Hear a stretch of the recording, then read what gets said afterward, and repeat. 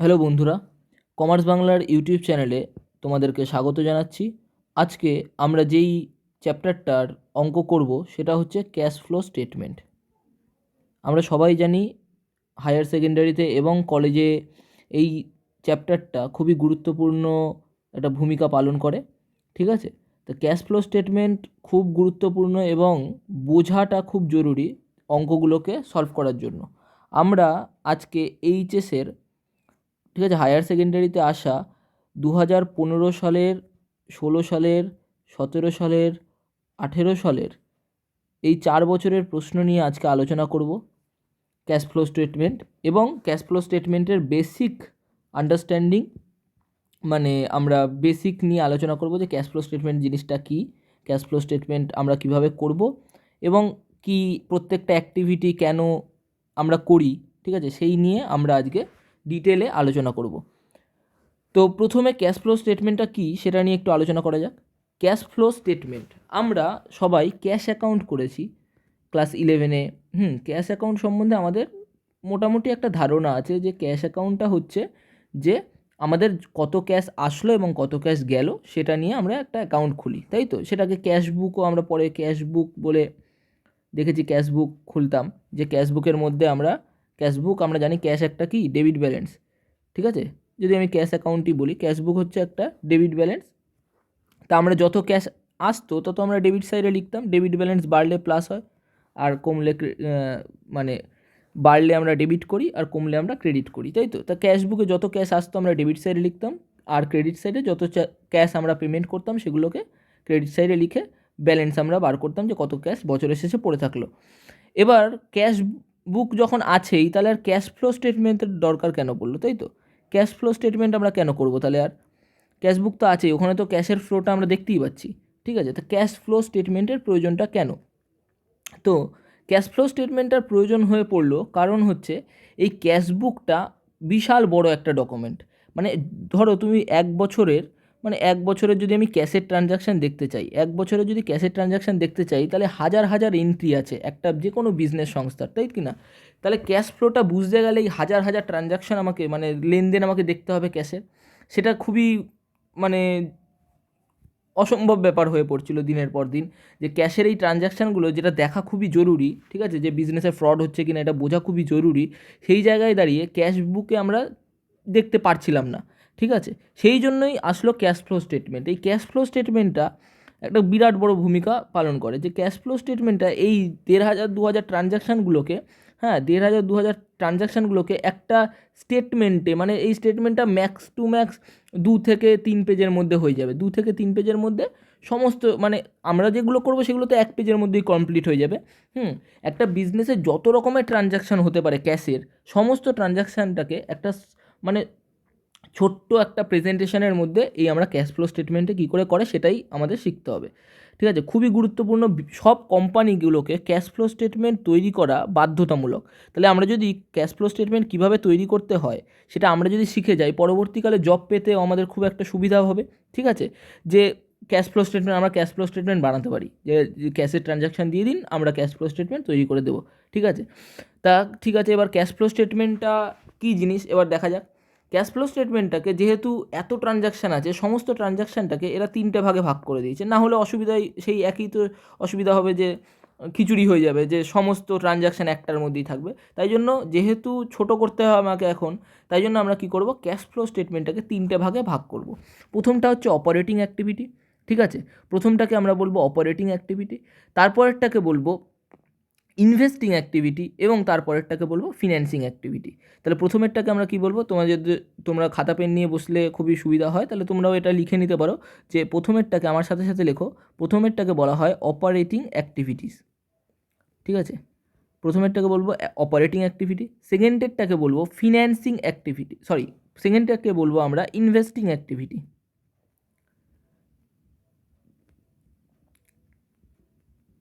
আর তারপরেরটাকে বলবো financing activity, ঠিক আছে।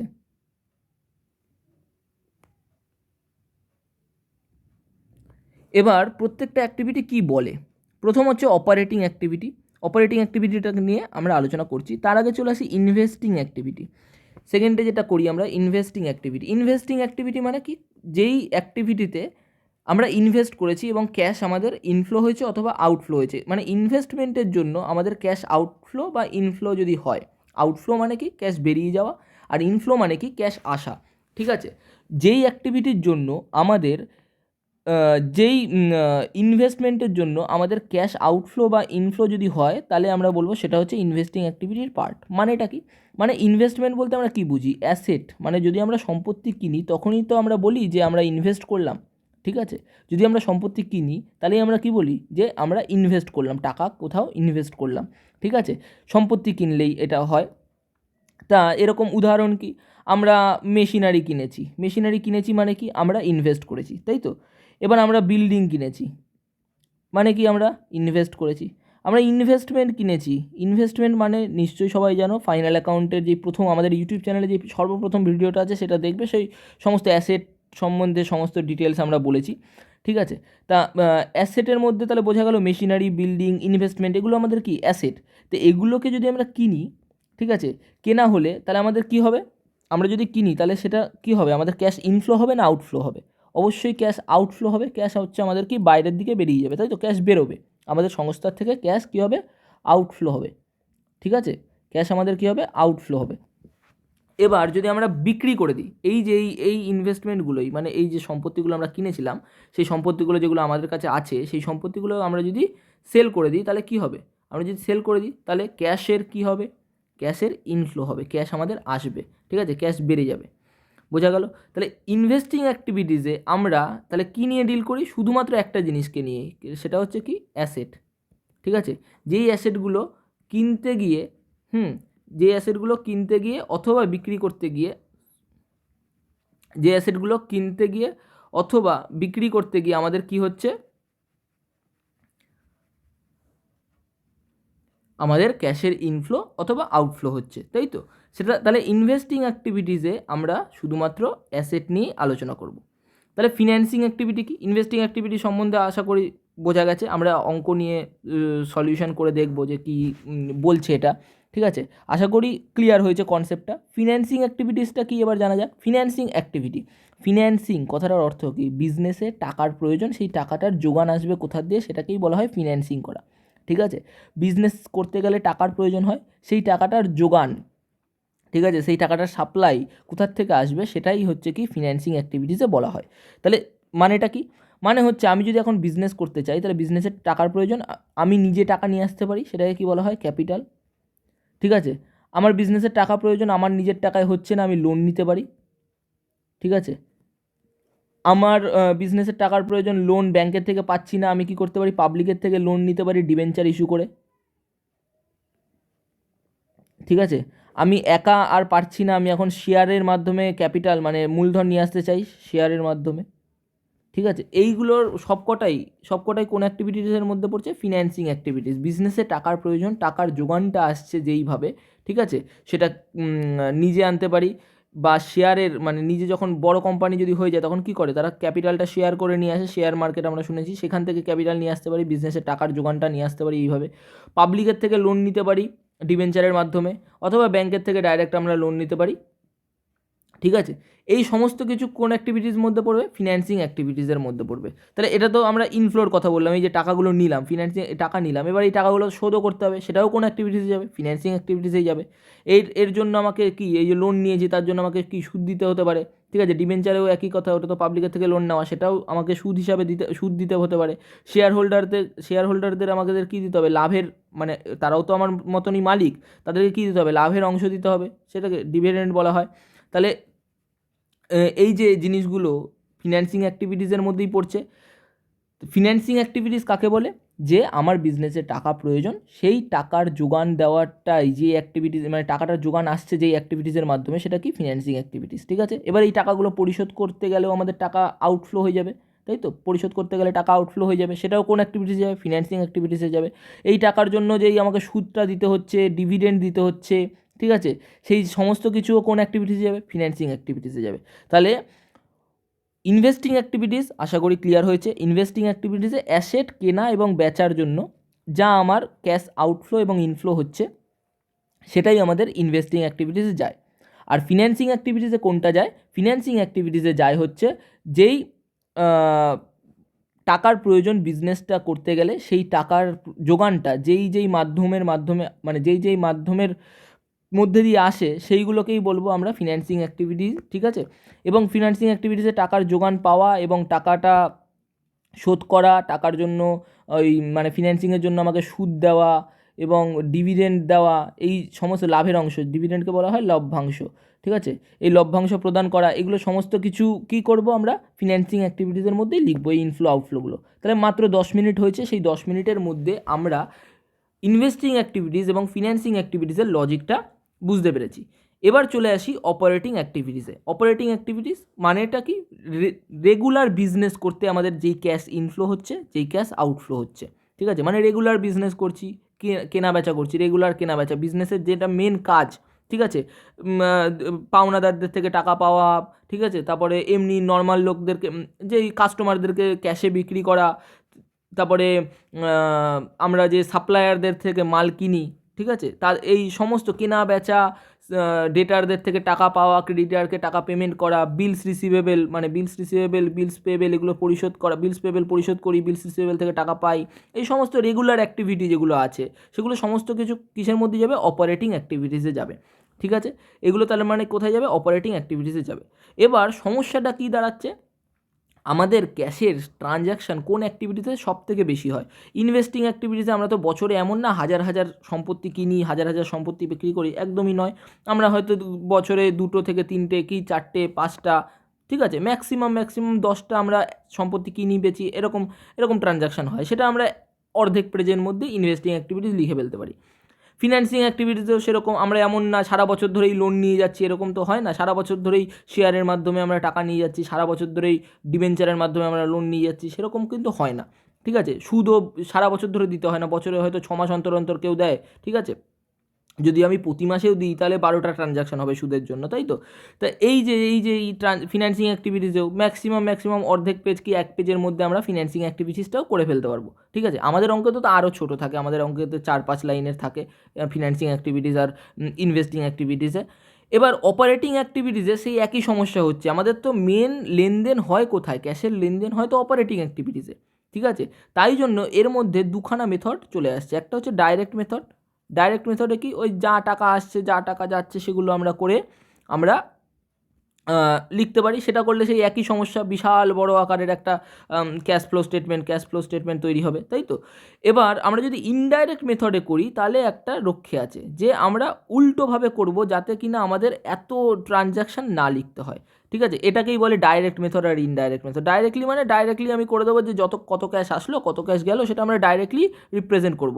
আর ইনডাইরেক্ট মেথডে কি? আমরা ঘুরিয়ে কানটা ধরবো, যে আমাদের কত টাকা অপারেটিং অ্যাক্টিভিটিসে, কত টাকা ক্যাশ আসলো, কত টাকা ক্যাশ গেল, ঠিক আছে? তাহলে আশা করি 3টে অ্যাক্টিভিটিসের সমস্ত কিছু বোঝা গেছে। আরেকটুখানি রিক্যাপ করিয়ে দিচ্ছি, ঠিক আছে? ক্যাশ ফ্লো স্টেটমেন্ট আমরা কি পড়লাম? 3টে অ্যাক্টিভিটিসে ভাগ করা আছে।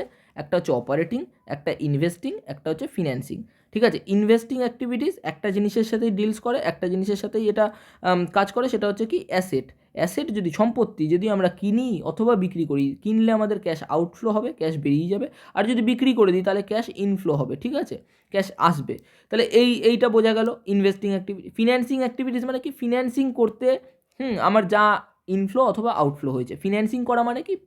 বিজনেসের যেই টাকার প্রয়োজন সেটার যোগান করা। সেটা আমি ক্যাপিটালের মারফত করতে পারি, আমি নিজে ক্যাপিটাল নিয়ে আসলাম, আমি শেয়ার মার্কেটের মাধ্যমে শেয়ার ক্যাপিটাল নিয়ে আসলাম, ঠিক আছে? আমি লোন নিলাম ব্যাংকের থেকে, অথবা আমি কি করলাম? পাবলিকের থেকে ডিবেঞ্চারের মাধ্যমে লোন নিলাম। বোঝা গেল? এটা হচ্ছে ফিন্যান্সিং অ্যাক্টিভিটিস। এর ফলে আমাকে সুদ দিতে হতে পারে, এর ফলে আমাকে ডিভিডেন্ড দিতে হতে পারে, সেটাও ফিন্যান্সিং অ্যাক্টিভিটিসেই যাবে। এগুলোকে পরিশোধ করতে হতে পারে, এই যে টাকাগুলো নিয়েছি তাদের থেকে পরিশোধ তো করতে হবে। তাদেরকে যখন পরিশোধ করবো তখন কী হবে? আমাদের ক্যাশ আউটফ্লো হয়ে যাবে। তাহলে ফিন্যান্সিং অ্যাক্টিভিটিসও ক্লিয়ার। অপারেটিং অ্যাক্টিভিটি মানে কি? অপারেটিং মানে বিজনেস করতে আমার যা ক্যাশ ইনফ্লো এবং আউটফ্লো হচ্ছে, সাধারণ বিজনেস করতে, পণ্য কেনা, পণ্য বিক্রি করা, ডেটারদের থেকে টাকা পাওয়া, ক্রেডিটারকে টাকা পরিশোধ করা, বিলস রিসিভেবল থেকে টাকা পাওয়া, বিলস পেবেল যেটা আমার আছে সেই বিলস পেবেলের টাকাটা পরিশোধ করে দেওয়া, এই সমস্ত কিছু অপারেটিং অ্যাক্টিভিটিসের মধ্যে পড়ে। এবার এই ট্রানজ্যাকশানগুলো আমরা যদি লিখি তাহলে কোন অ্যাক্টিভিটিস ট্রানজ্যাকশানগুলো লিখি তাহলে ডাইরেক্টলি লিখতে পারি আমি ক্যাশ ইনফ্লো কত টাকা হচ্ছে আর ক্যাশ আউটফ্লো কত টাকা হচ্ছে, ডাইরেক্টলি লিখতে পারি। সেটা লিখলেও সমস্যাটা কী দাঁড়াবে, সেই আমাদের ক্যাশ ফ্লো স্টেটমেন্টটা বিশাল বড় আকার ধারণ করবে। আর যদি আমরা ইনডাইরেক্ট মেথডে করি তাহলে একটা সুবিধা আছে যে আমাদের সমস্যাটা সমাধান হবে, যে আমরা অপারেটিং অ্যাক্টিভিটিসে ন্যূনতম কিছু ট্রানজ্যাকশান করে আমরা ক্যাশ ফ্লো স্টেটমেন্টটা তৈরি করতে পারবো অপারেটিং অ্যাক্টিভিটিসটা। ঠিক আছে, তাহলে একটা এই অপারেটিং অ্যাক্টিভিটিসটাই আমাদের কী আছে, দুটো ভাগে ভাগ আছে, ডাইরেক্টলিও করতে পারি, ইনডাইরেক্টলিও করতে পারি। আর বাদ বাকি দুটো যেই অ্যাক্টিভিটিটা আছে সেটা ডাইরেক্টলি আমরা করতে পারি, কারণ অল্প কিছু ট্রানজ্যাকশান থাকে একটা সংস্থার ইনভেস্টিং এবং ফিন্যান্সিং অ্যাক্টিভিটিসে। বোঝা গেল? তাহলে এবার চলে আসি আমাদের মেনলি অ্যাকাউন্টিং স্ট্যান্ডার্ড 3 মানে একটা গাইডলাইন। অ্যাকাউন্টিং স্ট্যান্ডার্ড হচ্ছে একটা গাইডলাইন কীভাবে অ্যাকাউন্টস মেনটেন করা হয়। ঠিক আছে, আমাদের ICAI বলে একটা সংস্থা আছে যেটা হচ্ছে institute of chartered accountants of India. ঠিক আছে, তা এই ইনস্টিটিউট আমাদের কি করে, অ্যাকাউন্টসের গাইডলাইন্স ইস্যু করে যে কিভাবে অ্যাকাউন্টস মেনটেন করতে হবে। ঠিক আছে, কিভাবে অ্যাকাউন্টস মেনটেন করতে হবে সেই গাইডলাইন্স ইস্যু করে দেয়। তাই সেই গাইডলাইন্সকে অ্যাকাউন্টিং স্ট্যান্ডার্ড বলা হয়। ঠিক আছে, অ্যাকাউন্টিং স্ট্যান্ডার্ড 3 নম্বর অ্যাকাউন্টিং স্ট্যান্ডার্ডে আমাদের বলা হয়েছে যে ক্যাশ ফ্লো স্টেটমেন্ট কীভাবে তৈরি করতে হবে। ঠিক আছে, ক্যাশ ফ্লো স্টেটমেন্ট কীভাবে তৈরি করতে হবে সেইখানে তারা রেকমেন্ড করেছে, তারা বলেছে যে ইনডাইরেক্ট মেথডে করাটাই যুক্তিযুক্ত। ঠিক আছে, অপারেটিং অ্যাক্টিভিটিসটাকে ইনডাইরেক্ট মেথডে করাটাই যুক্তিযুক্ত, তা বলে কিন্তু ইনভেস্টিং আর ফিন্যান্সিংটাকে না, ইনভেস্টিং আর ফিন্যান্সিংয়ে একটাই অ্যাক্টিভিটি করাটাই যুক্তিযুক্ত, ডাইরেক্ট মেথডে। ঠিক আছে, এখানে ইনডাইরেক্টের কোনো জায়গাই নেই, কারণ ডাইরেক্ট মেথডেই 4-5টা করে এন্ট্রি হয়। বোঝা গেল? তাহলে আমরা বুঝতে পারলাম যে অপারেটিং অ্যাক্টিভিটি কাকে বলে, ইনভেস্টিং অ্যাক্টিভিটিস কাকে বলে এবং ফিন্যান্সিং অ্যাক্টিভিটিস কাকে বলে, আর ক্যাশ ফ্লো স্টেটমেন্টটা কেন আমরা করছি। বোঝা গেছে? এবার এইখানে আমাদের সমস্ত অঙ্কগুলো আছে। এই যে এখানে তোমরা দেখতে পারবে 2016 সালের এই অঙ্কটা আছে, 2015 সালের এইচএসে আসা, 2016 সালের এইচএসে আসা অঙ্ক, 2017 সালের এইচএসে আসা অঙ্ক এবং 2018 সালের এইচএসে আসা অঙ্ক এখানটাতে আছে। এবার আমরা দেখি তো তাহলে 2015 সালে কি এমন অঙ্ক এসেছে। দেখো 2015 সালে যেটা এসেছিল সেখানে বলা হয়েছে যে from the following information calculate cash flow from operating activities, শুধু অপারেটিং অ্যাক্টিভিটিসটা বার করতে বলেছে for the year ended 31 March 2017। 31 March 2017তে ইয়ার এন্ডিং 31 মার্চ 2017তে আমাদের অপারেটিং অ্যাক্টিভিটিসটা করতে বলেছে। ঠিক আছে, এবার আমরা ডাইরেক্ট মেথডে করব না ইনডাইরেক্ট মেথডে করব। এখানে ডাইরেক্ট মেথডে করার মতন কি আমাদের তথ্য আছে যে কত টাকা ক্যাশ এসছে, কত টাকা ক্যাশ গেছে অপারেটিং অ্যাক্টিভিটিসের মধ্যে? একদমই কিন্তু সেরকম তথ্য নেই আমাদের কাছে। এই অল্প কটা কিছু তথ্য দিয়ে রেখে দিয়েছে, তার মাধ্যমে আমাদেরকে বার করতে বলেছি যে কি অপারেটিং অ্যাক্টিভিটিসে ক্যাশ ফ্লো কত হয়েছে সেটা তোমরা বার করে বল। ঠিক আছে, প্রত্যেকটা আইটেম পড়ি। এখানে কিছু লাইবিলিটিসের নাম দিয়েছে, লাইবিলিটিসের নাম এবং তাদের মূল্য দিয়ে রেখেছে। অ্যাসেটের কিছু নাম দিয়েছে এবং তাদের মূল্য দিয়ে রেখেছে। 2016 সালের কিছু ভ্যালু দিয়েছে, 2017 সালের কিছু ভ্যালু দিয়েছে। ঠিক আছে, বোঝা গেল? এইবার পড়ি, প্রত্যেকটা আইটেম আমরা পড়ি, দেখি কি বলেছে। প্রথম যেটা বলেছে সেটা হচ্ছে শেয়ার ক্যাপিটাল। শেয়ার ক্যাপিটাল কোন অ্যাক্টিভিটিসের সাথে রিলেটেড?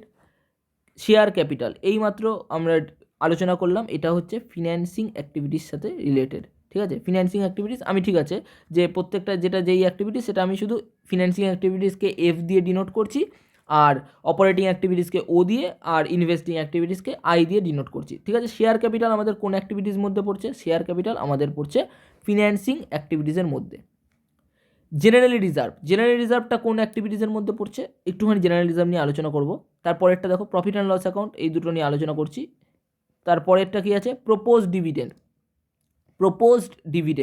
ডিভিডেন্ড আমরা জানি, এইমাত্র বললাম ডিভিডেন্ডটা কি, শেয়ার ক্যাপিটালের সাথে রিলেটেড, যে যারা শেয়ারে টাকা দেয় তারা কি লাভের অংশ পাওয়ার জন্য তারাও অধিকারী, তাই তাদেরকে ডিভিডেন্ড দেবো, এটা আমি প্রপোজ করেছি, যে অফার করেছি যে এই ডিভিডেন্ডটা আমরা দেবো। ঠিক আছে, প্রপোজ ডিভিডেন্ড। তারপরেরটা কি বলেছে? ক্রেডিটার এটা তাহলে ফিন্যান্সিং অ্যাক্টিভিটিসের সাথেও যেতে পারে, মানে সাথেই যাবে অবশ্যই, আর তার সাথে এটা অপারেটিং অ্যাক্টিভিটিসের সাথেও এটার একটা রিলেশন আছে, সেটা আমি ডিসকাস করছি। এবার তারপরেরটা কি বলেছে? ক্রেডিটার্স মানে কি? ক্রেডিটার্স মানে হচ্ছে পাওনাদার, যে পায় আমার থেকে, তাই না? মানে ক্রেডিটার্স, যাকে আমরা ধারে পণ্য যার থেকে আমরা ধারে পণ্য কিনি তাকে কি বলা হয়? ক্রেডিটার্স। এবার সেই ক্রেডিটার্স আমাদের থেকে টাকা পায়। এটা কি রেগুলার একটা রিলেশনশিপে আছে, অপারেটিং একটা রিলেশনশিপে আছে, তাই তো? তাহলে এটা কোন অ্যাক্টিভিটিসের সাথে রিলেটেড? অপারেটিং অ্যাক্টিভিটিসের সাথে রিলেটেড। গুডউইল, গুডউইল মানে কি? সুনাম, ঠিক আছে? সুনাম, সুনাম হচ্ছে একটা কি? ইনট্যাঞ্জেবল অ্যাসেট, ইনট্যাঞ্জেবল অ্যাসেট এটা, ঠিক আছে? ইনভেস্টিং অ্যাক্টিভিটি লিখিনি, এটা ইনট্যাঞ্জেবল অ্যাসেট লিখেছি, ঠিক আছে? এটা নিয়েও আলোচনা করছি, সুনাম নিয়ে কি হতে পারে। তারপরে কি আছে? বিল্ডিং। বিল্ডিং আমরা খুব ইজিলি জানি, বিল্ডিং আমাদের কি? বিল্ডিং হচ্ছে আমাদের একটা অ্যাসেট। তাহলে অ্যাসেট যখন, তাহলে কোন অ্যাক্টিভিটিসের মধ্যে যাবে? ইনভেস্টিং অ্যাক্টিভিটিসে যাবে। ইনভেস্টমেন্ট তো ইনভেস্টিং অ্যাক্টিভিটিসেই যাবে।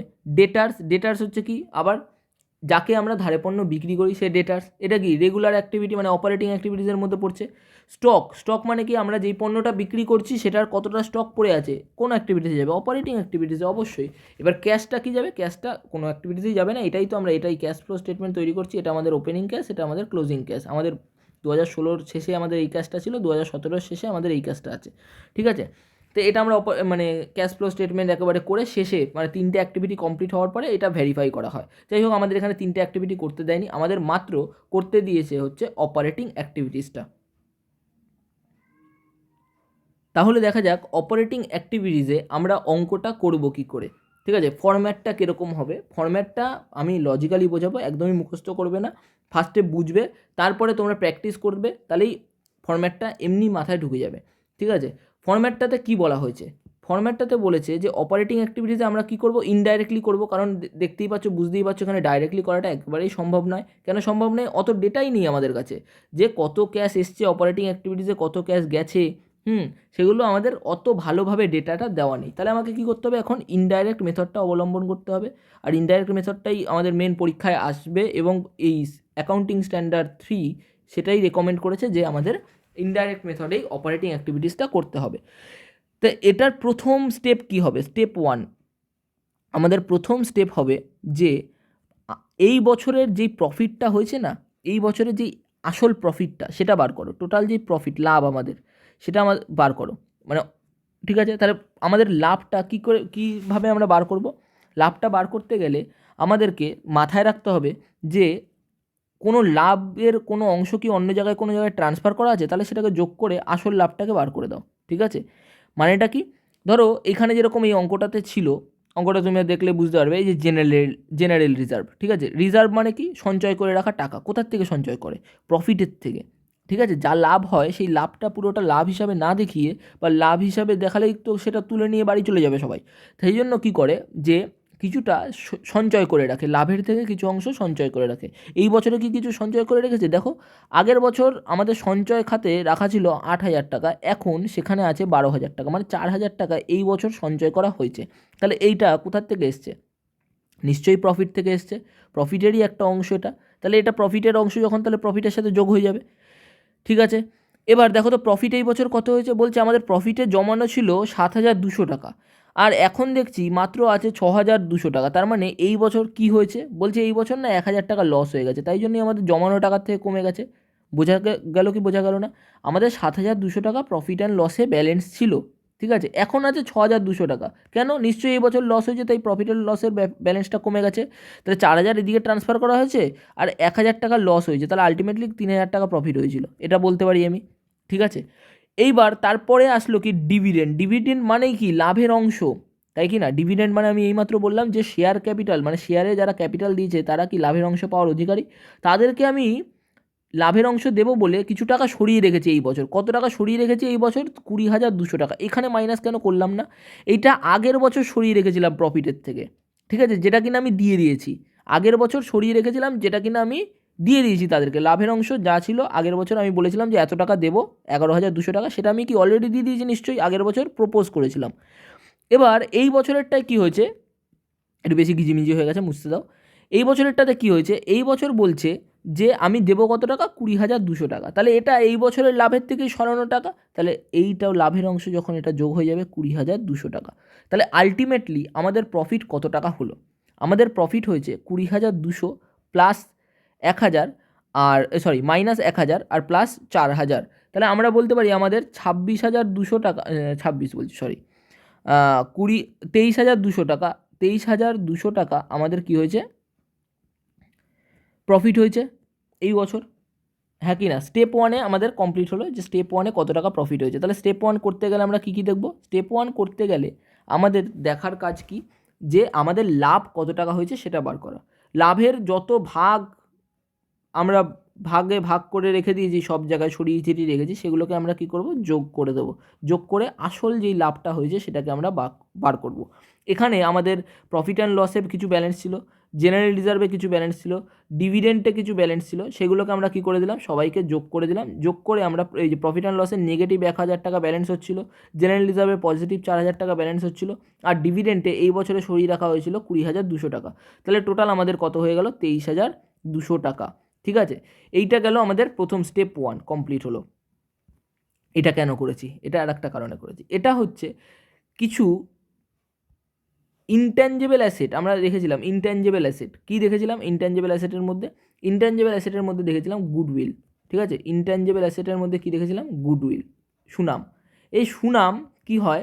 সুনামটা তো চিরকাল চিরস্থায়ী থাকে না। সুনাম কি, আস্তে আস্তে সুনামের ভ্যালুটা কমতে থাকে। ঠিক আছে, আবার কিছু ইনভেস্টমেন্ট করলে, কিছু করলে সুনামটা বৃদ্ধি পায়, কিন্তু চিরকাল একটা বিজনেসের, একটা ব্যবসার সুনাম থাকে না। ঠিক আছে, তা এদের সুনামটা, ওরা বলছে কি আমাদের সুনাম আগের বছর ছিল, আগের বছর পর্যন্ত আমাদের সুনাম ছিল, কোথায় গেল অঙ্কটা, আগের বছর পর্যন্ত আমাদের কাছে সুনাম ছিল 20,000 টাকার, এখন আছে 16,000 টাকার। তার মানে ওরা 4,000 টাকার সুনাম কী করে দিয়েছে, রাইট অফ করে দিয়েছে, মুছে ফেলেছে, যে আমাদের এত টাকার সুনাম নেই, 20,000 টাকার সুনাম নেই, এখন আছে 16,000 টাকার সুনাম।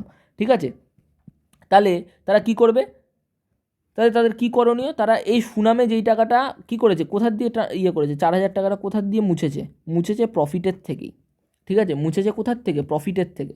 বোঝাতে পারলাম কি বোঝাতে পারলাম না? এই যে তারা সুনামটাকে মুছেছে, সুনাম তারা মুছে ফেলেছে, কোথার থেকে মুছে ফেলেছে, প্রফিট যা হয়েছিল না তার থেকেই মুছে ফেলেছে। তাহলে এইটা তো আসলে কোনো যুক্তিই না, তাই না? প্রফিটের থেকে ওরকমভাবে মুছে ফেলা তো আসল প্রফিটটাকে কমিয়ে দেওয়া হচ্ছে। তাহলে আমরা কি করব, এটাও প্রফিটের সাথে যোগ করে দেবো। তাহলে আমাদের আলটিমেটলি প্রফিট কত টাকা হয়েছিল, 27,200 টাকা। ঠিক আছে, 27,200 টাকা। তোমাদের মনে আছে কি না জানি না, আমরা ক্লাস 11এও করেছিলাম, যে গুডউইল যখন রাইট অফ হয়ে যেত বা ডেপ্রিসিয়েশন যখন হতো, আমরা trading and profit and loss account খুলতাম না, trading and profit and loss account. সেইখানে trading and profit and loss অ্যাকাউন্টে টু গুডউইল রাইট অফ বলে এখানটাতে মুছে ফেলতাম। ঠিক আছে, গুডউইল রাইট অফ বলে এখানটাতে আমরা লিখে দিতাম 4,000 টাকা যদি হতো। তাহলে আলটিমেটলি এটা কী করতো, আমাদের নেট প্রফিটটাকে কমিয়ে দিত, এটা মাইনাস হয়ে যেত, যারা গ্রস প্রফিট ছিল তার থেকে মাইনাস হয়ে, তাই তো? তাহলে গুডউইল বা যখন ডেপ্রিসিয়েশন হতো, ডেপ্রিসিয়েশনটাও তো এখানে মাইনাস করতাম আমরা। এগুলোতে আদৌ কি টাকা বেরিয়েছে? একদমই না, টাকা বেরোয়নি। তাই জন্য এগুলো কী করা হতো, তাই কী করা উচিত, প্রফিটের সাথে অ্যাড করে দেওয়া উচিত।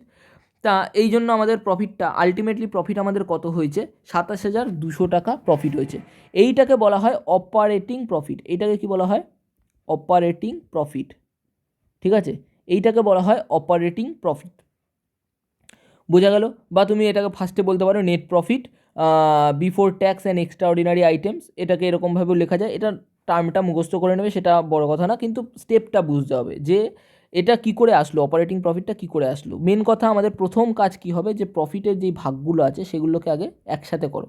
ঠিক আছে, আমরা এই বছর দেখেছিলাম 1,000 টাকা লস দেখাচ্ছে, কিন্তু ওদিকে আমরা ট্রান্সফার করে রেখে দিয়েছি 4,000 টাকা। তাহলে আলটিমেটলি কত টাকা প্রফিট হয়েছে, 3,000 টাকা বলতে পারছি। আর 20,200 টাকা অলরেডি আমি কী করে রেখেছি, সরিয়ে রেখেছি। কাদের জন্য? আমার মতন যারা আরও শেয়ার হোল্ডার আছে, ঠিক আছে, ক্যাপিটাল যারা আমার মতন আরও অনেকে দিয়ে রেখেছে, তাদের জন্য আমরা কী করে রেখেছি, টাকাটা সরিয়ে রেখেছি 20,200 টাকা। ঠিক আছে, যেটা কিনা এই বছরেই আমরা পেমেন্ট করে দেবো। তো এইটাকেই বলা হয় প্রপোজ ডিভিডেন্ড। প্রপোজড করেছি যে এত টাকা আমরা দেবো, তাহলে এত টাকাই সরানো আছে এই বছর। ঠিক আছে, তাহলে 20,200 টাকা প্লাস 3,000 হচ্ছে 23,200 টাকা।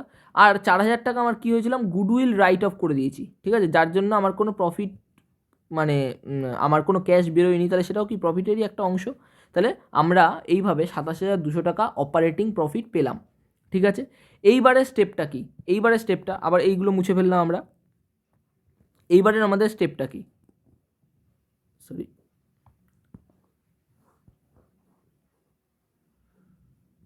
ওকে, এইবারের স্টেপটা কি, এইবারে আমরা ওয়ার্কিং ক্যাপিটাল নিয়ে একটু আলোচনা করব। ওয়ার্কিং ক্যাপিটাল এটা আবার কী জিনিস, এই তো এই সাইডে জায়গা আছে। ওয়ার্কিং ক্যাপিটাল, ওয়ার্কিং ক্যাপিটাল মানে কি ভাবো একটুখানি। ওয়ার্কিং ক্যাপিটাল মানেটা কি, কারেন্ট অ্যাসেট আর কারেন্ট লাইবিলিটিকে বলা হয় ওয়ার্কিং ক্যাপিটাল। ঠিক আছে, কারেন্ট অ্যাসেট আর কারেন্ট লাইবিলিটিকে, কারেন্ট অ্যাসেট ফর্মুলাটা 3টে এস লিখে দিয়েছি। কারেন্ট অ্যাসেট আবার 3টে এসি লিখে ফেলছি। ওকে, কারেন্ট অ্যাসেট, এবার ওয়ার্কিং ক্যাপিটালের একটা ফর্মুলা আছে। ওয়ার্কিং ক্যাপিটাল মানে কি? Current asset minus current liability. তোমাদের এখন সিলেবাসে নেই যে ওই রেশিও অ্যানালাইসিস বলে একটা চ্যাপ্টার ছিল অ্যাকাউন্টসে, এখন সিলেবাসের ওই রিডিউস সিলেবাসে নেই। যাই হোক, যারা পরবর্তীকালে এই ভিডিওটা দেখছো, যদি সিলেবাস বেড়ে যেয়ে থাকে তাহলে তোমরা রেশিও অ্যানালাইসিস করেছো, তার মধ্যে ওয়ার্কিং ক্যাপিটাল মানে কি? Current asset minus current liability. Current asset মানে কি? মেন কারেন্ট অ্যাসেট বলতে আমরা বুঝি কোনগুলোকে? ডেটার্স, ঠিক আছে, স্টক, বা স্টককে আর একটা নামে জানা হয় ইনভেন্টরি, ঠিক আছে। তারপরে হচ্ছে তোমাদের ক্যাশ, এগুলো হচ্ছে আমাদের কি? Current asset. বিলস রিসিভেবল, ঠিক আছে, বিলস রিসিভেবল এগুলো আমাদের কি? Current asset. কারেন্ট লাইবিলিটি কী কী আছে? কারেন্ট লাইবিলিটি আছে হচ্ছে ক্রেডিটার, বিলস পেবেল, ঠিক আছে।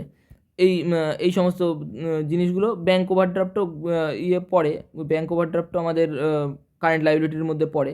যাই হোক, এইগুলো হচ্ছে আমাদের কি? মূলত কারেন্ট লাইবিলিটি। এইবার আমরা অপারেটিং অ্যাক্টিভিটিসে কোন কোন কারেন্ট অ্যাসেট আর কারেন্ট লাইবিলিটি নিয়ে কথা বলবো। ডেটার্স নিয়ে কথা বলবো, ডেটার্স তো অপারেটিং অ্যাক্টিভিটিসের মধ্যেই পড়ে। স্টক, ইনভেন্টারি, এগুলোকে নিয়ে কথা বলবো। বিলস রিসিভেবল, এটা অপারেটিং অ্যাক্টিভিটিসের মধ্যে পড়বে, এটা তো দরকার নেই, এটা আমরা ক্যাশ ফ্লো স্টেটমেন্টই করছি। ক্রেডিটার্স অপারেটিং অ্যাক্টিভিটিসের মধ্যে পড়বে। বিলস পেবেল অপারেটিং অ্যাক্টিভিটিসের মধ্যে পড়বে। ব্যাঙ্ক ওভারড্রাফটটা অপারেটিং অ্যাক্টিভিটিসে পড়বে না। কেন? ব্যাঙ্ক ওভারড্রাফটটা কী জিনিস? দেখো, ব্যাঙ্ক ওভারড্রাফট হচ্ছে ব্যাংকের থেকে যেই অতিরিক্ত উত্তোলন, ঠিক আছে। অতিরিক্ত উত্তোলন মানে কি? এটা আবার সম্ভব নাকি? আমার ব্যাংকে টাকা আছে 50,000 টাকা, আমি কি করলাম? আমি বলছি আমাকে 60,000 টাকা দিতে হবে, তুলে নিলাম ডাইরেক্ট অ্যাকাউন্ট থেকে। দেবে? ব্যাংক আমাকে দেবে? কিছু কিছু অ্যাকাউন্টে দেয়, সেটা হচ্ছে কারেন্ট অ্যাকাউন্ট। কোন অ্যাকাউন্টে দেয়? কারেন্ট অ্যাকাউন্টে দেয়, ঠিক আছে। ব্যাংক কারেন্ট অ্যাকাউন্টে এই ফেসিলিটিটা দেয় যে তোমার কাছে যা টাকা আছে ব্যাংকে, তার থেকে তুমি বেশি টাকা উত্তোলন করে নিতে পারো, ঠিক আছে। তাহলে এখানে ওভারড্রাফট কত টাকা হয়েছে? 10,000 টাকা ওভারড্রাফট হয়েছে, ঠিক আছে। এই 10,000 টাকাটা বলো কি হিসাব মতনটা কি? এটা একটা এক রকমের লোন। আমরা জানি লোনটা কোন অ্যাক্টিভিটিসের পার্ট? ফিন্যান্সিং অ্যাক্টিভিটিসের পার্ট, তাই তো। এখানে ফিন্যান্সিং করানো হয়েছে, ফিন্যান্সিং অ্যাক্টিভিটিসের পার্ট। টাকার যোগান এসছে বিজনেসে, টাকার যেই প্রয়োজন ছিল সেই প্রয়োজনটা মেটানো হয়েছে লোনের মাধ্যমে, সেটা আমাদের কোন অ্যাক্টিভিটিসের পার্ট? ফিন্যান্সিং অ্যাক্টিভিটিসের পার্ট। তাহলে সেই জন্য ব্যাঙ্ক ওভারড্রাফটটা কোন অ্যাক্টিভিটিসে চলে যায়? ফিন্যান্সিং অ্যাক্টিভিটিসে যায়, অপারেটিং অ্যাক্টিভিটিসে যায় না। বোঝা গেল? আশা করি বোঝা গেছে। এবার আমরা চলে আসি যেটা নিয়ে আলোচনা করছিলাম, এইবারের স্টেপ 2। আমরা অপারেটিং প্রফিট পেয়ে গেছি। যখন অপারেটিং প্রফিট পাওয়া যায়, মানে অপারেটিং প্রফিট মানেটা কি? যে মুখ্য বিজনেসের ইনকাম, সেটাই হচ্ছে অপারেটিং প্রফিট। আমরা মুখ্য বিজনেসের ইনকামটা মোটামুটি পেয়েছি। আরও অঙ্ক করব যখন আরও ক্লিয়ার হবে এটা, ঠিক আছে। তাহলে মুখ্য বিজনেসের ইনকামটা আমরা আপাতত পেয়েছি। এইবার কি করতে হয় যে আমাদের ডেটার বা আমি এমনি নর্মালি বলে দিচ্ছি যে আমাদের যে কারেন্ট অ্যাসেটের কারেন্ট লাইবিলিটিটা বাড়লো বা কমে, তো বেড়ে যায় বা কমে যায়, সেটাই আমরা এইখানে অ্যাডজাস্ট করব। যদি কারেন্ট অ্যাসেট বেড়ে যায় আর যদি কারেন্ট অ্যাসেট কমে যায়, তাহলে কি করব? আবার একটা কি, যদি কারেন্ট লাইবিলিটিস কমে যায় আর যদি কারেন্ট লাইবিলিটিস বেড়ে যায়, তাহলে কি করব? ঠিক আছে, যদি কারেন্ট অ্যাসেট বেড়ে যায় বা কারেন্ট লাইবিলিটিস কমে যায়, আমরা কি করব? লেস করব। কি করব? লেস করব। আর যদি কারেন্ট অ্যাসেট কমে যায় আর কারেন্ট লাইবিলিটিস বেড়ে যায়, আমরা কি করব? অ্যাড করব। এটা একটু কেমন একটা লাগছে শুনতে, যে কেন, কারণটা কি? একটা উদাহরণ দিচ্ছি, দেখো ডেটার্সটা কি? ডেটার্স কি? কারেন্ট অ্যাসেট, তাই তো। ডেটার্স হচ্ছে আমাদের কারেন্ট অ্যাসেট। এবার একজন ডেটার্স মিস্টার এ, ধরো মিস্টার এ হচ্ছে ডেটার্স, ঠিক আছে। Mister A debtors. এবার তার থেকে আমি টাকা পেতাম 50,000 টাকা, ঠিক আছে। তার থেকে আমি 50,000 টাকা পেতাম। এবার মিস্টার এ আমাকে 30,000 টাকা দিয়ে দিয়েছে। আমাকে কত টাকা দিয়ে দিয়েছে? 30,000 টাকা দিয়ে দিয়েছে। তাহলে মিস্টার এর থেকে আমি কত টাকা পাই? 30,000 টাকা দিয়ে দিয়েছে, পেইড। তাহলে মিস্টার এর থেকে আমি আর কত টাকা পাই? 20,000 টাকা। বোঝা গেল? এই 20,000 টাকা যে মিস্টার এর থেকে পাই, তাহলে ডেটার্সটা কী হলো? কারেন্ট অ্যাসেট কী হলো? 50 থেকে 30-এ চলে আসলো, ওই 20-তে চলে আসলো। তার মানে কি? তার মানে ডেটার্সটা কমে গেল, হ্যাঁ কি না? ডেটার্সটা আমার কী হয়েছে? কমে গেছে, তাই তো। ডেটার্স আমাদের কমে গেছে। তাহলে আমাদের ক্যাশ এসেছে না গেছে? ডেটার্স আমাকে 30,000 টাকা দিয়ে দিয়েছে, তাহলে আমাদের ক্যাশ তো এসেছে, ক্যাশ কী হয়েছে, ক্যাশ বেড়েছে। তাহলে ডেটার্স কত টাকা কমেছে, 30,000 টাকা কমেছে। তাহলে আমাদের 30,000 টাকাই তো ক্যাশ এসছে, তাই জন্য কি হচ্ছে, এটা অ্যাড হচ্ছে। দেখো আমি কি বলেছিলাম, কারেন্ট অ্যাসেট, এই যে কারেন্ট অ্যাসেট যদি কমে যায়, কারেন্ট অ্যাসেট যদি আমাদের কি হয়, কমে যায়, তাহলে কি হয়, অ্যাড হয়। বুঝতে পারলে লজিকটা? সেরকমভাবেই কারেন্ট লাইবিলিটি যদি বেড়ে যায়, কারেন্ট লাইবিলিটি বেড়ে যাওয়া মানে কি, ধরো ক্রেডিটার্স, ক্রেডিটার্স ক্রেডিটার্স বেড়ে গেছে, ঠিক আছে, ক্রেডিটার্স কী হয়েছে, বেড়ে গেছে, মানে কি ক্রেডিটার্স মিস্টার বি যার থেকে আমি 50,000 টাকার পণ্য আমি কী করেছিলাম, কিনেছিলাম, ঠিক আছে, আমি আরও 50,000 টাকার পণ্য কিনলাম, তাহলে কত টাকা হলো, তিনি আমার থেকে কত টাকা পান, 1,00,000 টাকা পান, ঠিক আছে, তিনি আমার থেকে এখন আর কত টাকা পান, 1,00,000 টাকা পান। এবার এই যে এই ডিফারেন্সটা 50,000 টাকাটা যে বেড়ে গেল, এবার এই 50,000 টাকা নিশ্চয়ই আমি কী কিনেছি, পণ্য কিনেছি, সেই পণ্যটা আমি কী করে দিয়েছি, বেচে দিয়েছি, বিক্রি করে দিয়েছি। তো এইভাবে আমার কী হয়েছে, ক্যাশ ফ্লো হয়েছে। বোঝা গেল? সেইভাবে আমাদের কী হয়েছে, ক্যাশ ফ্লো হয়েছে। আশা করি লজিকটা একটু ক্লিয়ার হয়েছে, একটু খটোমটো আছে, আমি এই সাইডের এই কারেন্ট লাইবিলিটির এক্সাম্পলটা দিয়ে ক্লিয়ার করে দিচ্ছি, ঠিক আছে। আশা করি ক্যাশ মানে এটা আসলে বোঝাতে গেলে আমাকে অনেকটা সময় দিতে হবে, যেখানে আমাদেরকে সমস্ত অ্যাকাউন্ট খুলে একটুখানি বোঝাতে হবে, সেটা নেক্সট সেশনে, নেক্সট আর একটা যেই ক্লাসটা দেবো সেখানটাতে বুঝিয়ে দেবো পুরো লজিকটা ক্লিয়ার করে। আপাতত আমি কোন কোন লজিক ক্লিয়ার করছি, এইটা আর এটা, তাহলে এইটা আর এটা যদি, এই দুটোর লজিক যদি ক্লিয়ার হয়ে যায়, এটা ফার্স্ট এটা সেকেন্ডের যদি লজিকটা ক্লিয়ার হয়ে যায়, তাহলে এটার উল্টো এফেক্টটাই এটার পড়বে, আর এটার উল্টো এফেক্টই এটার পড়বে। সেটার জন্য আমি এইটুকুনি বোঝাচ্ছি আপাতত প্রথম ক্লাসে, ঠিক আছে। কি বলছি বোঝা যাচ্ছে? এই যে কারেন্ট অ্যাসেট কমে গেলে কি করতে হয়, অ্যাড করতে হয়। লজিকটা ক্লিয়ার, যে ডেটার্সের এই এক্সাম্পলটা দিয়ে বোঝালাম। তাহলে এবার যদি কারেন্ট অ্যাসেট বেড়ে যায় তাহলে কী করবো, কারেন্ট অ্যাসেট যদি বেড়ে যায় তাহলে কী করবো, লেস করবো। কারেন্ট অ্যাসেট কমে গেলে যদি অ্যাড করি, তাহলে বেড়ে গেলে কী করবো, লেস করবো। সেই জন্যই আমি আর এটা নিয়ে আর কোনো এক্সাম্পল দিলাম না। সেরকমভাবে কারেন্ট লাইবিলিটির একটা এক্সাম্পল দিয়ে আমি যদি বোঝাই, তাহলে তুমি এটা উল্টোটাই আপাতত এরকম হবে, সেটা বুঝতে পারছো। তাহলে কারেন্ট লাইবিলিটির এক্সাম্পলটা দিই ক্রেডিটারের, ঠিক আছে। কারেন্ট ক্রেডিটারের এক্সাম্পলটা দিই, ক্রেডিটার আমার মানে ক্রেডিটার পেতো 50,000 টাকা, আমি তাকে 20,000 টাকা পে করে দিয়েছি, ঠিক আছে। পেইড কত টাকা, 20,000 টাকা। তাহলে এখন সে আমার থেকে পায় কত, সে আমার থেকে পায় হচ্ছে 30,000 টাকা, তাই তো। সে আমার থেকে পায় কত, 30,000 টাকা, তাই কি না, 30,000 টাকা পায়। এখানে কি হয়েছে, ক্রেডিটারকে আমি টাকা পে করে দিয়েছি, ক্রেডিটার এখন আমার থেকে কম টাকা পায়, তাহলে ক্রেডিটার কমে যাচ্ছে। কারণ তার ফলে কি হয়েছে, ক্রেডিটার কমে যাচ্ছে কেন, আমি 20,000 টাকা ক্যাশ পে করেছি, তাহলে 20,000 টাকা ক্যাশ কী হয়েছে, 20,000 টাকা ক্যাশ কমে গেছে, তার মানে কী করতে হবে, আমাকে লেস করতে হবে। তাহলে কারেন্ট লাইবিলিটি যদি কমে যায়, কারেন্ট লাইবিলিটি কে, ক্রেডিটার একটা কারেন্ট লাইবিলিটি, কারেন্ট লাইবিলিটি যদি কমে যায় তাহলে কী হবে, আমাদের ক্যাশও কমে যাবে, তাই তো। কারেন্ট লাইবিলিটি যদি কমে যায় তাহলে কী হচ্ছে, ক্যাশও কমে যাচ্ছে, তাই জন্য আমাদের কী করতে হবে, লেস করতে হবে। তাহলে কারেন্ট লাইবিলিটি যদি বেড়ে যায় তাহলে কী হবে, ক্যাশও বেড়ে যাচ্ছে, তাই জন্য আমাদের কী করতে হবে, অ্যাড করতে হবে। আশা করি লজিকটা ক্লিয়ার হয়েছে। তাহলে সিম্পল জিনিস, যে এই থাম রুলটা সব জায়গায় অ্যাপ্লিকেবল, অ্যাসেট আর লাইবিলিটির মধ্যে, মানে ক্যাশ ফ্লোতে সব অ্যাক্টিভিটির ক্ষেত্রে। অ্যাসেট আর লাইবিলিটির মধ্যে অ্যাসেট যখন বেড়ে যাবে না, তখন ক্যাশ কমে যাবে, মানে ক্যাশ নিজেও একটা অ্যাসেট, ঠিক আছে।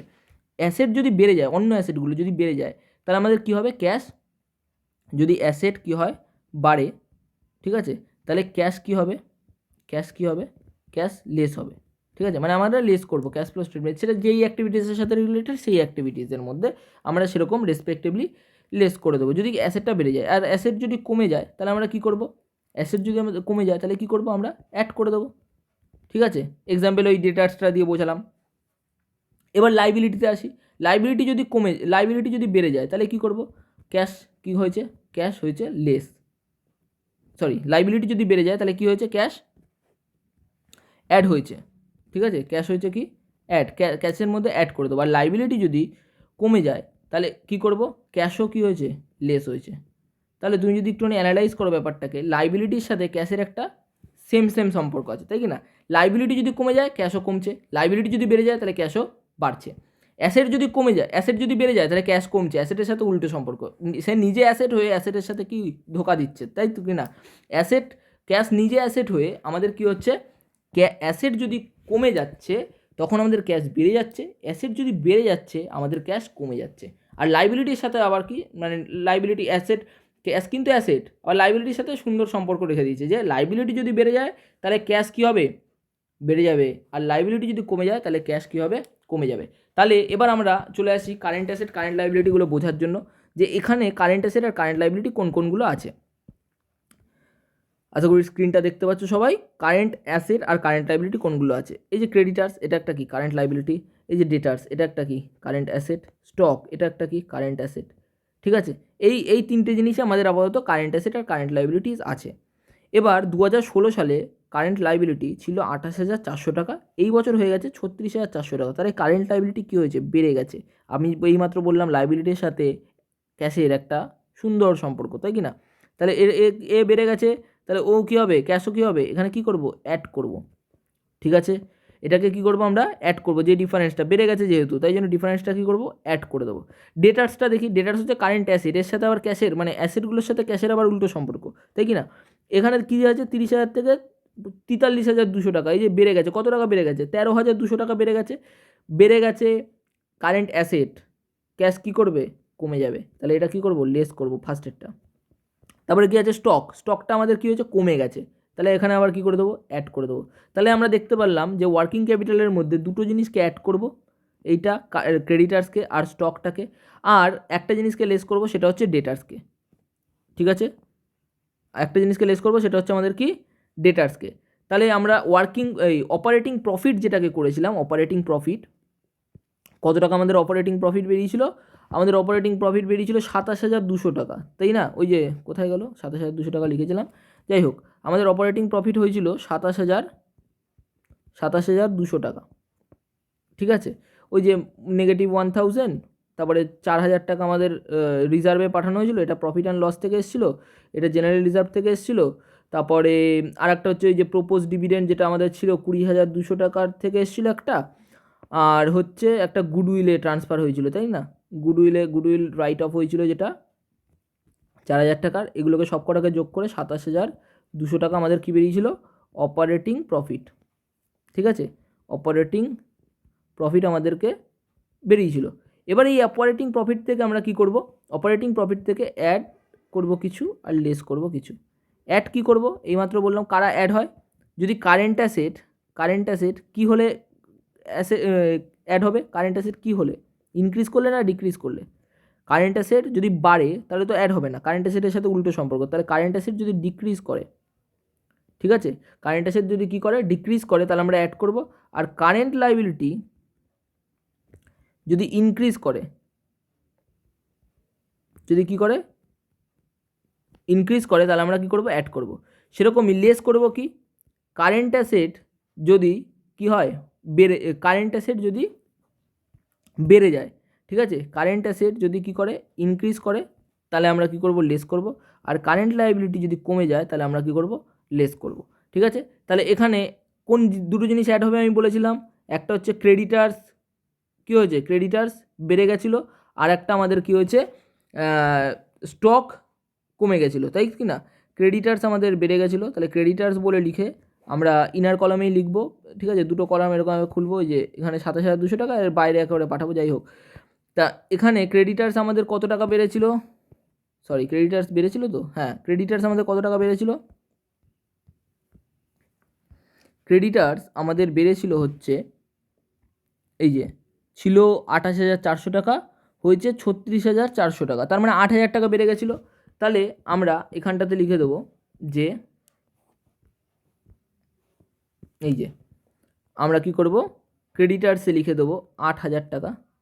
ঠিক আছে, আর একটা হয়েছিল স্টক আমরা তো দেখেইছিলাম যে 2,800 টাকার একটা স্টক কী হয়েছে, কমে গেছিলো, তাই কি না? 2,800 টাকা টোটাল আমাদের স্টক কমে গেছিলো, দেখে নাও আরেকবার। এই যে স্টক কোথায় আছে, 34,000 থেকে 31,200 টাকা হয়ে গেছিলো। ঠিক আছে, মানে কমে গেছে 2,800 টাকার। তারপরেরটাও দেখে নিই, তার আগে একটা ডেটার্স কী হয়েছে, 13,200 টাকা আমাদের 13,200 টাকা আমাদের কী হয়েছে, ডেটার্স 13,200 টাকা বেড়ে গেছে। তাহলে লেস হয় ডেটার্সের সাথে 13,200 টাকা। এই সমস্ত এই যে অ্যাডলেসটা করে 27,000 ইয়ের থেকে যেটা আমাদের বেরোবে, ঠিক আছে, অ্যাডলেস করার পরে যেটা আমাদের বেরোবে, টোটাল আমাদের বেরোচ্ছে হচ্ছে 27,200 থেকে 8,000 অ্যাড করব, 2,800 অ্যাড করব, আর 13,200 বিয়োগ করব, বেরোচ্ছে হলো 24,800। তাহলে 24,800 এটাকে কি বলবো? এইটাই হচ্ছে আমাদের net cash flow from operating activity. এটাকেই বলবো কি net cash flow from operating activities. বোঝা গেল? সরি, অপারেটিংটা যাই হোক, তোমরা লেখো net cash flow from operating activities. ঠিক আছে, এইটা আমাদের হচ্ছে net cash flow from operating activities. তাহলে আবার স্টেপটা একটু আলোচনা করি। প্রথম স্টেপে আমরা কি করব? অপারেটিং প্রফিটটা বার করব। ঠিক আছে, অপারেটিং প্রফিট বার করতে গেলে আমাদের কাজ কি? যা প্রফিট এদিকে সেদিকে পড়ে আছে, ছিটিয়ে আছে, ঠিক আছে, সেই প্রফিটগুলোকে একসাথে করব সমস্ত প্রফিটগুলোকে। হ্যাঁ, এইদিকে সেদিকে ছিটিয়ে আছে মানে কীভাবে ছিটিয়ে থাকতে পারে? যে এই যে প্রফিট অ্যান্ড লসে কিছু পড়ে থাকলো, রিজার্ভে সঞ্চয়ে কিছু টাকা রেখে দিয়েছি, কিছু লাভের অংশ দেবে বলে সরিয়ে রেখেছি টাকা, ঠিক আছে, গুডউইল বলে রাইট অফ করে দিয়েছি, ডেপ্রিসিয়েশন বলে আমি সরিয়ে রেখেছি টাকা, ঠিক আছে, এই সমস্ত কিছুকে কী করে দেবো? যোগ করে দেবো। তারপরে আমাদের বেরিয়ে যাবে কি? Operating profit. আরও অঙ্ক করব, আরও ক্লিয়ার হবে। এবার সেই অপারেটিং প্রফিটের সাথে অ্যাড এবং লেস করব কি? আমাদের ওয়ার্কিং ক্যাপিটালের কিছু আইটেমের বেড়ে যাওয়া এবং কমে যাওয়াটাকে। ঠিক আছে, ওয়ার্কিং ক্যাপিটাল কী কী নিয়ে তৈরি? কারেন্ট অ্যাসেট আর কারেন্ট লাইবিলিটি নিয়ে। ঠিক আছে, অ্যাসেটের সাথে ক্যাশের কি একটু উল্টো সম্পর্ক আছে। অ্যাসেট যদি বেড়ে যায় ক্যাশ কমে যাবে, অ্যাসেট যদি কমে যায় তাহলে ক্যাশ বেড়ে যাবে। ঠিক আছে, তাহলে এই যে অ্যাড করব কি? অ্যাসেট যদি কমে তাহলে এই অ্যাড হবে, মানে অ্যাসেট কমে গেলে কি হয়? ক্যাশ বেড়ে যায়। আর লাইবিলিটির সাথে আবার সেম সম্পর্ক, লাইবিলিটি যদি বেড়ে যায় ক্যাশও বেড়ে যাবে। সেরকমভাবেই লেস করব, অ্যাসেট যদি বেড়ে যায় ক্যাশ উল্টো কমে যাবে, আর লাইবিলিটি যদি কমে যায় ক্যাশও কী হবে? কমে যাবে। ঠিক আছে, বোঝা গেল? তাহলে এইভাবে আমরা কি করব? ক্যাশ ফ্লোর অপারেটিং অ্যাক্টিভিটিসটা করব। নেক্সট অঙ্ক কি আছে? নেক্সট অঙ্ক আছে হচ্ছে আমাদের 2016 সালের এই অঙ্কটা আছে। এর মধ্যে আছে শেয়ার ক্যাপিটাল। অঙ্কটা এখন করছি না, নেক্সট ভিডিওতে তোমরা দেখবে, কিন্তু অঙ্কটা একটুখানি দেখে নাও, পারলে স্ক্রিনশট তোলো। ঠিক আছে, নেক্সট ভিডিও আপলোড হতে হতে তোমরা অঙ্কটা চেষ্টা করো, আগামী দিনের নেক্সট ভিডিওটা আপলোড হয়ে যাবে। তাও অঙ্কটা একবার একটুখানি বুঝিয়ে দিচ্ছি। শেয়ার ক্যাপিটাল আছে, দেখো শেয়ার ক্যাপিটাল আমরা জানি কোন অ্যাক্টিভিটিসের পার্ট? ফিন্যান্সিং অ্যাক্টিভিটিসের পার্ট। এইখানে কিন্তু প্রিপেয়ার ক্যাশ ফ্লো স্টেটমেন্ট বলেছে, মানে আমরা এই অঙ্কটাতে ক্যাশ ফ্লো স্টেটমেন্টের অপারেটিং, ইনভেস্টিং এবং ফিন্যান্সিং তিনটে অ্যাক্টিভিটিসই দেখবো। 2016 সালে এইচএসে এসেছিলো, মানে তোমাদের যারা এইচএস দিচ্ছ তারা জানো, তারা বুঝে নাও যে এরকম অঙ্কও কিন্তু আসবে, যে তিনটে অ্যাক্টিভিটিসই করতে হবে, শুধু একটা অ্যাক্টিভিটিস করলেই হয়ে যাবে সেরকম কিন্তু কোনো কথা নেই। ঠিক আছে, তাহলে এখানে আমাদের ক্যাশ ফ্লো স্টেটমেন্ট করতে বলেছিল 2016 সালে। তাহলে এটা ফিন্যান্সিং অ্যাক্টিভিটিসের part. Profit and loss account, এটা কি প্রফিটের পার্ট? ওই অপারেটিং প্রফিটে সবাইকে অ্যাডজাস্ট করবে, যে রিজার্ভের টাকা আবার বেড়ে গেছে, ঠিক আছে, তাহলে সেটাও কি প্রফিটেরই অংশ। 9% লোন, লোন মানে কি? ফিন্যান্সিং অ্যাক্টিভিটিসের পার্ট। ক্রেডিটার্স অপারেটিং অ্যাক্টিভিটিসের part. Bills payable operating activities. Goodwill হচ্ছে ইনট্যাঞ্জেবল অ্যাসেট। ঠিক আছে, ওটা কি রাইট অফ হয়েছে? দেখো এই বছরও কী করেছে ওরা? মুছে ফেলেছে 10,000 টাকা। কোথা দিয়ে? প্রফিটের থেকেই সরিয়ে রেখেছে টাকা, প্রফিটের থেকেই মুছে ফেলেছে, ওটাও প্রফিটের সাথে অ্যাড হয়ে যাবে। ফিক্সড অ্যাসেট ইনভেস্টিং অ্যাক্টিভিটিসের পার্ট, তাই তো, এটা হচ্ছে ইনভেস্টিং অ্যাক্টিভিটিসের part. Investment investing activities. Inventory মানে কি? স্টক, তাই তো, স্টক, এটা কি? অপারেটিং অ্যাক্টিভিটিসের পার্ট।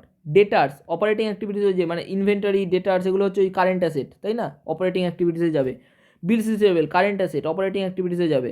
ক্যাশ অ্যান্ড ব্যাঙ্ক, এটা তো ক্যাশ ফ্লো স্টেটমেন্টে লাস্টে, এটা আমরা কি করব? ভেরিফাই করব যে আমরা অঙ্কটা ঠিক করলাম কিনা, এটা একেবারে লাস্টে প্রেজেন্টেশনে প্রয়োজন হয়। তাহলে এই অঙ্কটা চেষ্টা করো তোমরা, অপারেটিং অন্তত পক্ষে অপারেটিং অ্যাক্টিভিটিসটার ক্যালকুলেশনটা, অপারেটিং প্রফিট বার করো এবং নেট ক্যাশ ফ্লোটা বার করো। প্রেজেন্টেশন শেখাবো, সুন্দর করে দেখাবো। আপাতত টেকনিক্যালিটিটা বোঝো যে কিভাবে অঙ্কটা করতে হয়। ঠিক আছে, কি স্টেপটা কি আছে, তুমি মুখস্থ করলে তো মুখস্থ হয়েই যায়, কিন্তু স্টেপটা তুমি যদি বুঝতে পারো তাহলে খুব ভালো হয়। আমি অঙ্কটার প্রেজেন্টেশন আমি টেলিগ্রাম চ্যানেলের লিঙ্ক তোমাদের ডেসক্রিপশানে দিয়ে দিচ্ছি। ঠিক আছে, সেই টেলিগ্রাম চ্যানেলে এই অঙ্কটার প্রপার প্রেজেন্টেশন আমি তোমাদেরকে দিয়ে দিচ্ছি। ঠিক আছে, কীভাবে প্রেজেন্টেশন করা হয় সেটা আমি পাঠিয়ে দিচ্ছি। আমি তো অঙ্কটা হাতে করেছি এরকমভাবে ঘিজিমিজি করে বোঝানোর তাগিদে। তা তোমরা এই অঙ্কটার প্রেজেন্টেশন, প্রপার প্রেজেন্টেশন কীরকম হবে, তোমরা কীভাবে পরীক্ষার খাতায় করবে, সেই প্রেজেন্টেশন আমি টেলিগ্রাম চ্যানেলের লিঙ্ক দিয়ে দিচ্ছি, সেখানেই তুমি পেয়ে যাবে। আর তোমাদের কাজ কি হবে? তোমাদের কাজ চেষ্টা করো যে নেক্সট ভিডিও আপলোড হতে হতে, নেক্সট ভিডিওটা খুব তাড়াতাড়ি আসছে, নেক্সট ভিডিওটা আপলোড হতে হতে তোমার এই অঙ্কটা চেষ্টা করো। তারপরে আবার তো আমাকে পরের অঙ্কগুলো সব কটা ক্যাশ ফ্লো স্টেটমেন্টের মেন এই সিরিজে এই যতগুলো 2018 পর্যন্ত যতগুলো প্রশ্ন আছে এবং 2019-এর প্রশ্নপত্র 2019-এর তো প্রশ্নপত্রতে যদি পাওয়া যায় আমার কাছে যদি থাকে তাহলে আমি কি করব, 2019-এ তো পরীক্ষাই হয়নি, সরি, তাহলে এই 2018 পর্যন্ত এই অঙ্কগুলো আমি সবকটা এই সিরিজে দিয়ে দেবো। আরও কিছু নতুন অ্যাডভান্স অঙ্ক ক্যাশ ফ্লো স্টেটমেন্টের আমি করিয়ে দেবো, ঠিক আছে? আপাতত এতটাই থাকলো, তোমাদের কাজ হচ্ছে এটা হোমওয়ার্ক, এটা হচ্ছে তোমাদের হোমওয়ার্ক, করে ফেলো। আমি ক্লিয়ার করে দিই, একটুখানি স্ক্রিনশট মারলে স্ক্রিনশট নিয়ে তোমরা অঙ্কটা করে ফেলবে। সরি,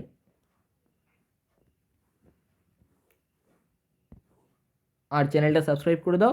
যদি কোনো যোগাযোগের প্রয়োজন মনে করো তাহলে টেলিগ্রাম চ্যানেলটা যোগ করো। আর যদি কল করো অনলাইন ক্লাসের জন্য 8240311813 এই নাম্বারটাতে কল করো বা হোয়াটসঅ্যাপ করো, ঠিক আছে? অনলাইন ক্লাস দেওয়া হয়, যারা ইন্টারেস্টেড তারা অনলাইন ক্লাসে যোগাযোগ করতে পারো, ঠিক আছে? স্ক্রিনশট মেনে নিয়েছো, তাহলে আজকের ক্লাসটা এতটুকুই থাকলো। 1 ঘন্টা মতন আমরা ক্লাস করলাম। Good bye.